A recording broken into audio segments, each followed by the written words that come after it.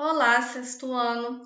Hoje o início da nossa aula será a partir da página 115 e o tema será o solo. Primeiro, uma definição importante de solo, então, que é um conjunto de partículas sólidas que constituem a crosta terrestre. E nós podemos destacar três fases que formam o solo, que é a fase sólida, a fase líquida e a fase gasosa. A fase sólida ela é formada de minerais, a fase líquida é formada de água e a fase gasosa ela é formada de alguns gases como o oxigênio e o gás carbônico. O homem sempre se relacionou com o planeta, utilizando os recursos naturais que tinham disponíveis para a sobrevivência. E o solo é um recurso importantíssimo porque garantiu a produção de alimentos.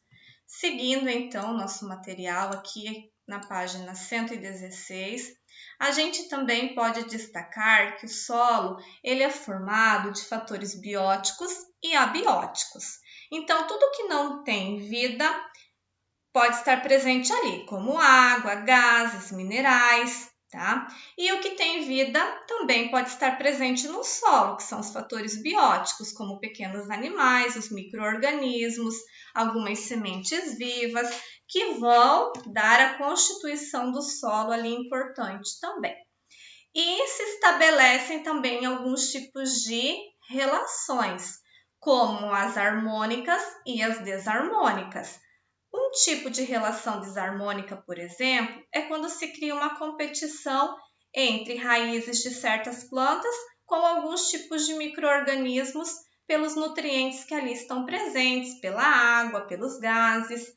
E um tipo de relação harmônica é quando alguns tipos de bactérias conseguem fazer relação com certas raízes de plantas e, por sua vez, tem um benefício grande, neste caso, que é a fixação do nitrogênio, tá?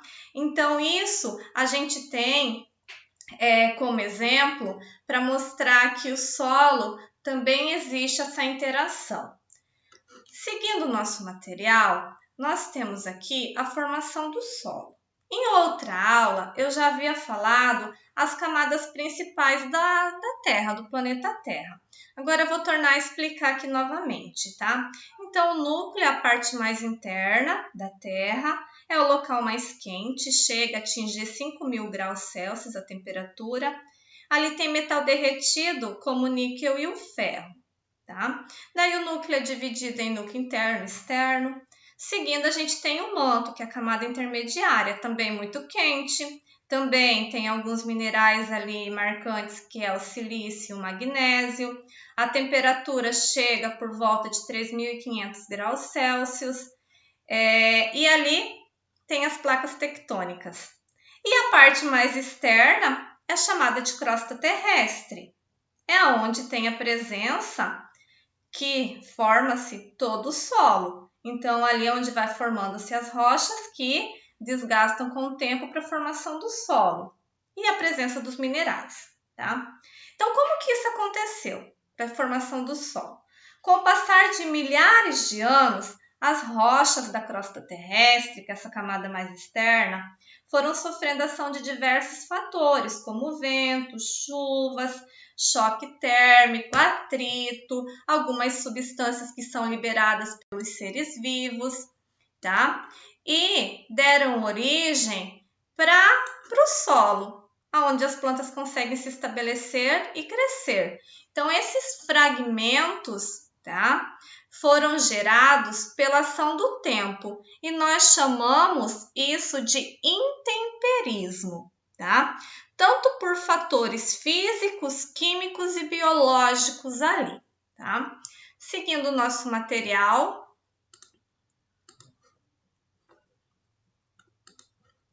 nós temos alguns tipos, tá, de solos bem importantes. Aqui a prof está na página 119, porque tinha algumas atividades no meio ali que a gente vai fazer em outro momento na aula, tá? Então, os solos são diferentes, porém o processo de formação de todos é o mesmo, como eu havia falado, tá? Então, os solos eles são classificados de acordo com as suas partículas, que dá a característica da capacidade do solo reter mais ou menos água e ar, tá? Então, nós temos 3 tipos principais aqui que a gente vai comentar. O solo arenoso, que ele é formado de partículas grandes, tá? Elas são bem visíveis a olho nu e elas apresentam um espaço maior entre si. Esse solo ele é considerado pouco fértil, tá? Então, ele não tem quase nutrientes para as plantas poderem crescer e se desenvolver ali. Então, a gente fala que essa falta de nutriente ocorre pela lavagem feita pela água, tá? Outro tipo de solo que existe é o solo argiloso, tá? O espaço entre as partículas ele é menor e por isso há muita retenção de água. Esse tipo de solo ele pode receber muita água, mas o que acontece? Ele acaba encharcando, então ele vai criar poças, tá?